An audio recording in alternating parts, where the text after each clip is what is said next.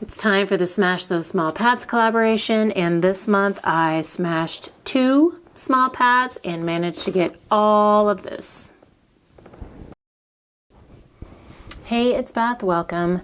This month for the Smash Those Small Pads collaboration, I am going to try and work through these 2 older paper pads. They are both 5x7, or roughly 5x7.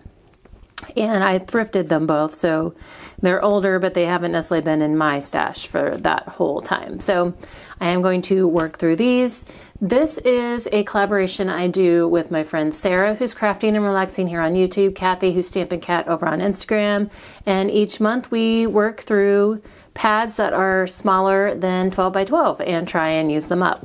So I am trying to make some space in my drawer, so I thought these would be some quick smashes. That's why I pulled these, and I needed some of the little corner bookmarks I use for my online order paperwork, as well as some more thank you cards for online orders. So I just thought these would be kind of quick for that. So the pads were full when I started, and I went ahead and did the corner bookmarks from this pad, just because that's going to be pretty repetitive. So I've got one that I will do with you, but the rest I just thought I'd go ahead and do in advance. And then these are the pieces I have left. So you can kind of see like the scalloped edge that's on the edge of the covers is the kind of scallopy edge that was on all of the papers. So I trimmed the top and bottom of those off, but then I left the sides, and so you can see here that the one side of the corner bookmark still has the little scallopy type edge. So kind of a fun little detail. And then I have these scraps left to work with. You always have like little triangles, and you'll see why here in a bit. You always end up with little triangles and squares, and then this was what I cut off. So that's what's left of that one to work with. And then I have this, that was K & Company. It just says Matte Pad. I don't know if it actually has a name, you know, by Susan Wingett. I don't know. This one is the Breathe paper collection from Prima. And it's like, those were like soft and muted and calming, kind of springy. These are a little bit brighter, more deeper tones, kind of jewel tones in a way. So I've gone ahead and gone through the pad. There were all 48 sheets in here, and so I've gone through and separated them in the ones that I think would make good card mats, and then the bigger patterns that I thought would, you know, be better for like other elements of the cards. So I'm probably going to find some sketches that I can use to help me work through these fairly quickly. Just like I said, I needed this to be kind of a quick win to create a little bit of room in my small pad drawer. So that is what we're going to work with today. And let's get into the fun part. It's always the fun part when you get to create, right? This is pretty much a full process video. I did cut out a few things at the end that were repetitive. Like I didn't think you needed to see me like repeat the same steps 14 times. So I thought maybe 3 or 4 times was sufficient for you to figure out what I was doing. So I did cut a little bit of that out, but for the most part, you do see me get to make every card, at least one of every card layout. Before I sped it up, this video was almost 4 hours long, and that didn't include anything I did off camera, so it's a little bit longer, and it's probably sped up a little bit faster than you're used to with my videos. But if you want to slow it down, you do have the option to do that on whatever device you're watching. Usually where the title of the video is, like when it's playing, there's like dots, 3 dots that you can click on, and it'll bring up, you know, playback speed option, so you can always slow it down there if you want to. But I am not going to talk through the whole thing either since it's long, but I did want to kind of let you know a few things in the beginning, and then we'll set it to music. And then at the end, when I'm working on that K and Company pad, I'll kind of touch base again and kind of explain some things. But I will be sure to link any of the sketches that I use in the description box below. And as far as products, I mean, these two pads are pretty old, so I'm not going to be able to link those. And then the other supplies I use, like the embellishments and the sentiments, these were all either stamped already in my little sentiment basket, or I was trying to use up some sentiment stickers that had been hanging around. I ended up finishing a few things off, which was nice. And then I also pulled from like my flower stash of pre-layered flowers that I've had, and was able to use some of those up. So not only did I finish off these two pads, but I did finish off some other embellishments, or use up a bunch of other embellishments. So that was nice. But yeah, I will go ahead and set you to some music and then come back again towards the end, and we can talk about what I'm doing with the K and Company pad.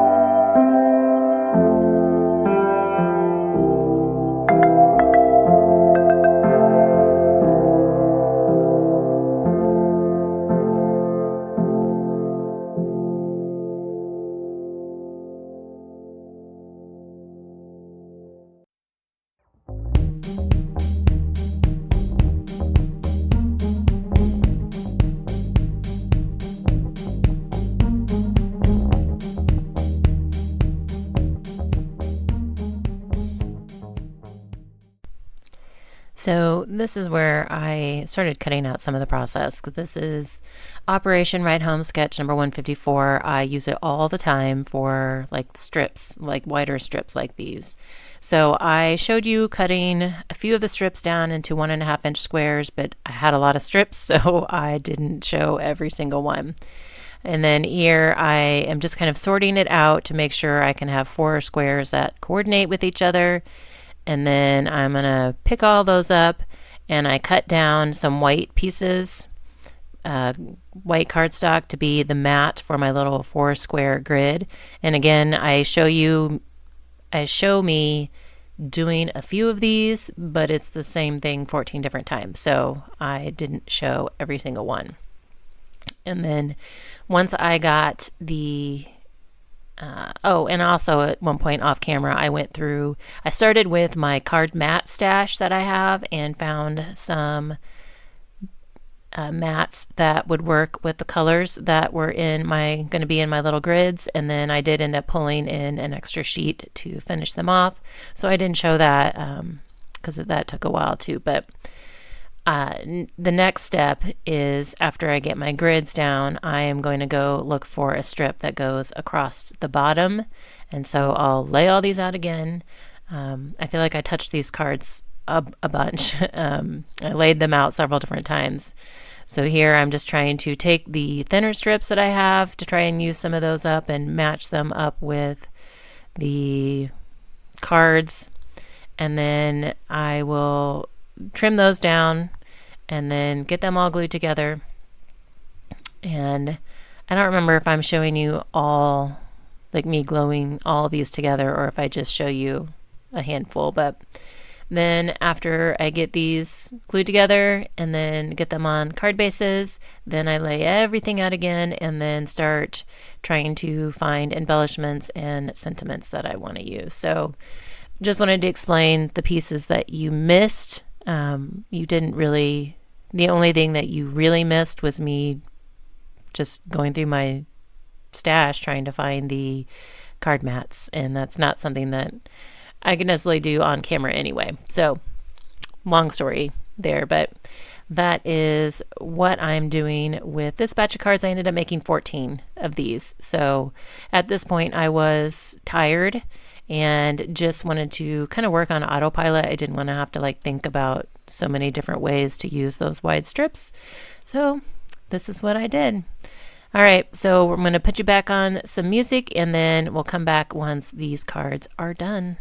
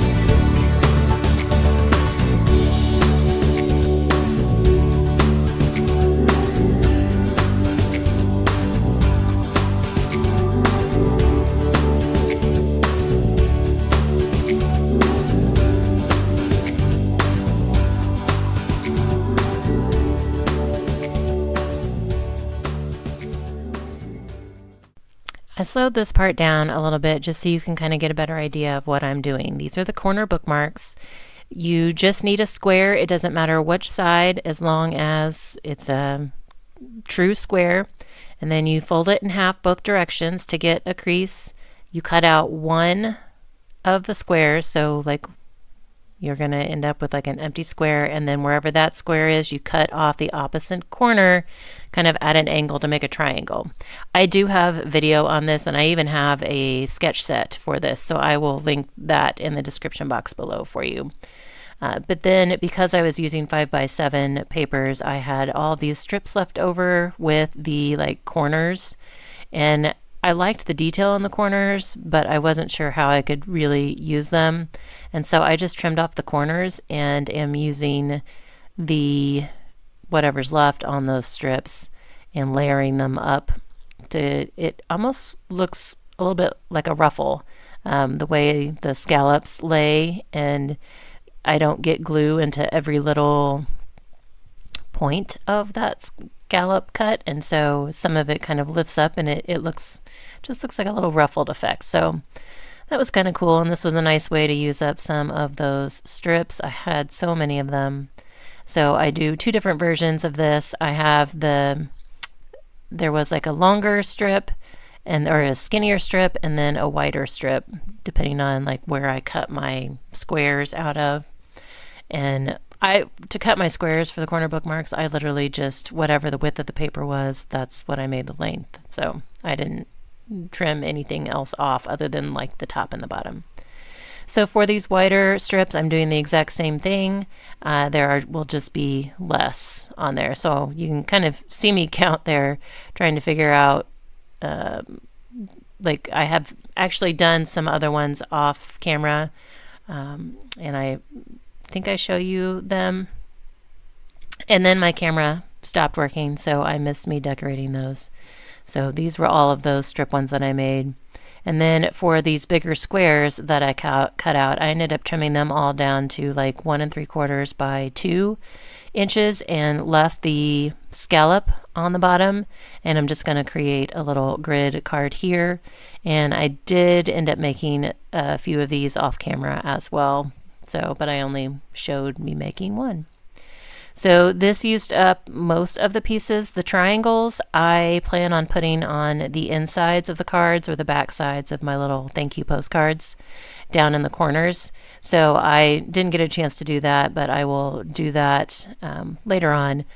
So I don't know that I'll use all of the triangles, but I will use most of them. And then in this card here, I do take 2 of the triangles and actually punch out half a circle. So that used a couple of them, but other than that, I will use as many as I can on the insides, and then I'm not really concerned about if I use every last bit of those triangles. Those are always tricky to use. So this card was just trying to use up some of the last bigger pieces, and this pretty much takes care of the K & Company pad.